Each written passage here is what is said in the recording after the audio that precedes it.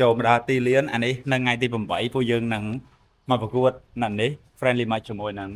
fan ultra fan របស់ហុងកុងណាអញ្ចឹងយើងនឹងប្រកួតនៅនេះហើយខ្សែប្រយុទ្ធផាកចុងប៊ីនណេតូវែងស្រេងណាហើយជាមួយខ្ញុំ Charlie Scott សក់វែងបាទនិយាយថានៅថ្ងៃទី8ហ្នឹងមុនពេលជម្រើសជាតិទាត់ក្រុម Stadium របស់យើងនឹងជួបគ្នាជាមួយនឹង fan មកពីហុងកុងហើយអញ្ចឹងថ្ងៃហ្នឹងយើងទៅហាត់សមជាមួយនឹងហួយ5 original របស់យើងសិនតោះ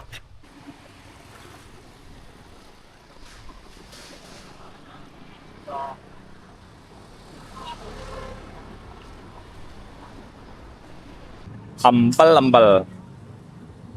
ឥឡូវនៅតារាងគេហាត់ហើយយើងមកតមកអុយ5ណាត់គ្នាហើយឥឡូវមានតារាងលេងហើយនេះតារាងតូចមិញកន្លែងតែយើងមកខាត់មកអុយ5អត់តនេះឥឡូវយើងមក check តារាងនៅថ្ងៃប្រកួតរបស់យើងម្ដងនេះយើងប្រកួតនៅក្នុងតារាងនេះតែផ្លូវចូលនៅខាងនោះcheck dressing room មែនចូលមកដល់ទីលានអានេះនៅថ្ងៃទី8ពួកយើងនឹងមកប្រកួតនៅនេះ friendly match ជាមួយនឹង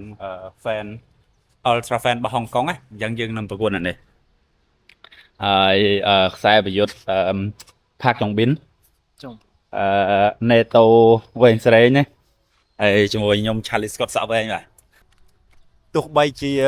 អត់បានធ្វើជាជំរឿសជាតិក៏ខ្ញុំធ្វើជា fan របស់ជំរឿសជាតិដែរហើយថ្ងៃនេះមកតេស្មៅអេហ្មងនៅតារាង ASI វ៉ោះកប់សេរីសង្ប៊ិនមានអារម្មណ៍យ៉ាងណាដែរផាកចុងប៊ីននេះវែងស្រេងណាមានអារម្មណ៍ថាដល់ថ្ងៃនឹងបាយក្អួតនឹងស៊ីហុងកុងមែនសុំ3-0នេះបានឥឡូវមើលណេតូវិញណេតូកំពូលចាក់បាល់ចោលអើយច្រឡំកំពូលសុទ្ធមានអារម្មណ៍ថាហត់មុនព្រោះត្រង់យ៉ាធំមែនណាស់ប៉ុណ្ណានេះនេះប្រហែលចង់100ម៉ែត្រ200ម៉ែត្រទេមើលទៅដល់តែបដញ្ញាថានឹងស៊ីក្រុមជម្រើសជាតិហុងកុងមែនដែរ40-0ណាអូខេកាត់អាកន្លែងសលេងចូលយមិនចោលដាក់ទីតយ៉ាអញ្ចឹងមានតែប៉ុណ្្នឹងទេវីដេអូកុំភ្លេចមកជួយគ្រប់គ្រងfan ជម្រើសជាតិកម្ពុជាផងនៅថ្ងៃទី8ខែ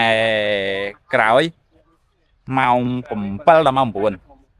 9ASI នឹងកៅសាន់ជ័យstadium ឬក៏ ASI Park Stadium yes